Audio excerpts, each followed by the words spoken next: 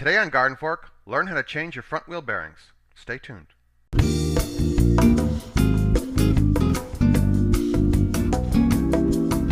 Hey everyone, welcome to GardenFork. Today we're going to show you how to replace the front wheel bearings on your car or truck.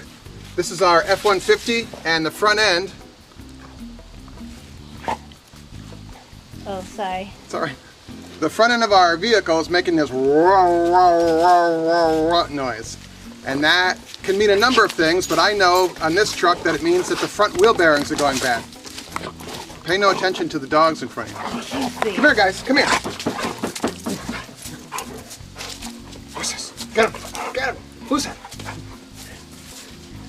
So, this is something you can do. You need to have some tools. You need to set aside an afternoon to do this. You need a truck. You need a truck or a car. This is for a rear wheel drive vehicle. If you have a front wheel drive vehicle, you can apply these same how-tos to replacing the rear wheel bearings. Because a front wheel drive car doesn't have an axle in the back, right? So you can do that. I don't know. Right. I don't know. I know what I'm talking about. All right, start off with, let's go. Whoa!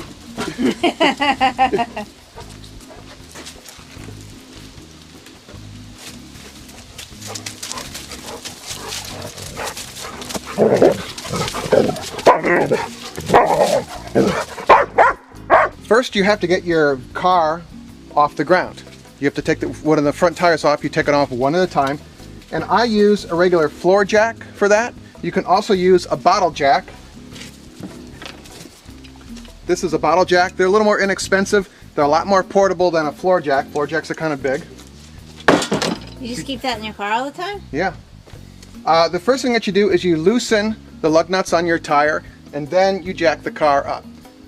But then, when you want to go work on your car, you lower the jack and put the car on a jack stand. The jack stand is under here. Is that so you don't get crushed? This is your jack stand. Yeah. You see it's right underneath the wheel I'm going to be working on, and that's holding up the weight of the car, because I can lower my jack here.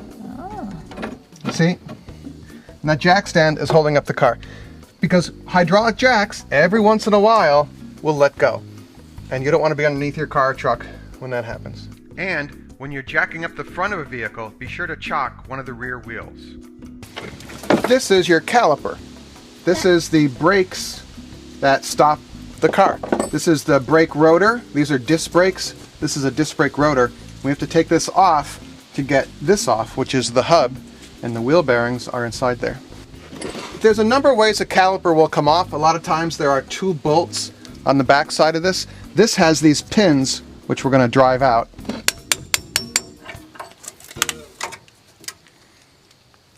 There's one of the pins that hold it in. Success! There you go. Wow, that was bigger than I thought. Right now, you don't want to disconnect this from this hose here. That was my next question. So you want to hang this up in here, out of your way. Hang it. Coat hanger. So your caliper, coat hanger, up to there, it's out of the way.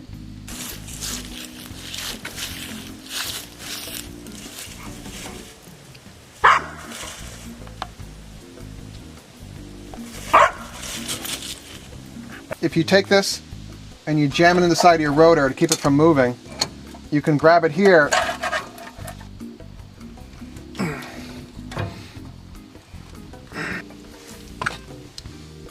Ooh. There you go. That's all it is? That's the cap. That's your castle nut. And the wheel bearing is in there. Ooh. Take out this cotter pin. A cotter pin? Can you spell that, please? C-O-T-T-E-R. Oh, like welcome back? Yep. See, that's not on tight at all. Is that the problem? No. You want it to be about 16 foot-pounds, to be technical. This is the outer front wheel bearing. Roller bearings, these wheel roller bearings, I think are fascinating. They're just really neat. This hub slides off like that. Here we have a wheel bearing seal, and then the inner bearing is here. So we have to take that seal out and then the other bearing and clean out the hub. There you go. That's the old seal. That we throw out. That is the inner wheel bearing. These bearings sit in what's called a race. Can you spell that? R-A-C-E, like race car. Like racehorse. Yeah.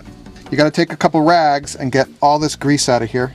Even though grease is good. Right, but this old grease is what we want to remove, because the old grease has the steel. Basically, the wheel bearings wear down. That's what's causing the roar, roar, roar noise. Okay. And they're wearing down because the metal of the bearings, these little rollers, are wearing out and chipping off. And so those little metal chips are in the grease that's in here. Now we have to punch the races out of the hub. The races are the circular metal rings that hold the bearings into the hub. So you get yourself a metal punch like this. And this is kind of hard to see. Maybe we can get the camera in here. Do you see that little ridge right there? And we're going to go to the outer bearing is all the way down in there. The outer bearings. And sometimes there's a notch that you can punch, but we need to get that sleeve, that race out of there, all right?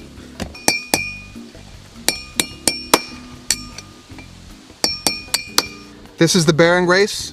And you can see I punched it out. I've almost got it all the way out. Does it? Good job. That's the bearing race. That's what you want to take out.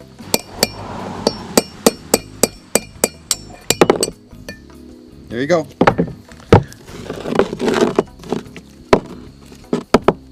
All right, now clean out the hub. Get a bunch of rags. Sometimes spraying some carburetor cleaner in here helps. You just want that clean. Both sides. You want all the old grease out.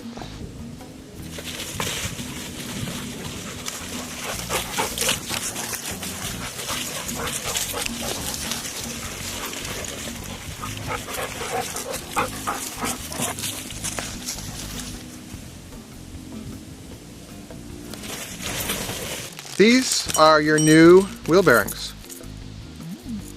Neat, huh? This has to go into here.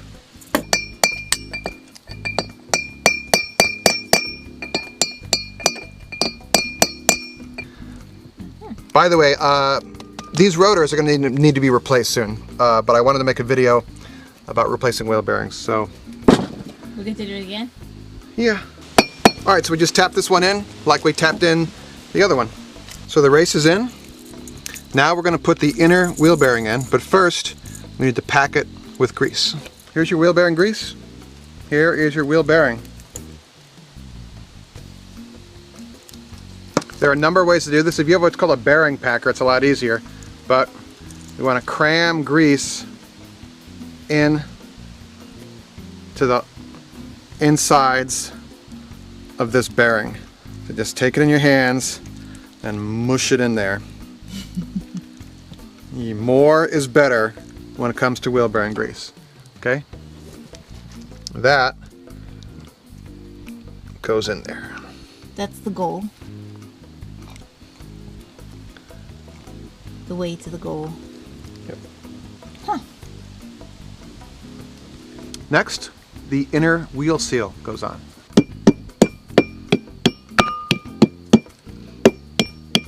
You've got the spindle clean. We're ready to put on our...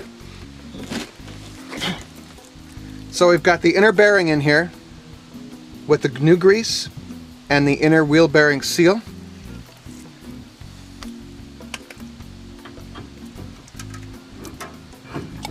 That goes on like that. This is your outer wheel bearing. Okay, then this goes in. This washer goes on. Notice how it's got these little flat sides that'll only go on a certain way. To check how many foot-pounds, or in other words, how much torque you should apply to tightening up that nut, you can check with a owner's manual, repair manual.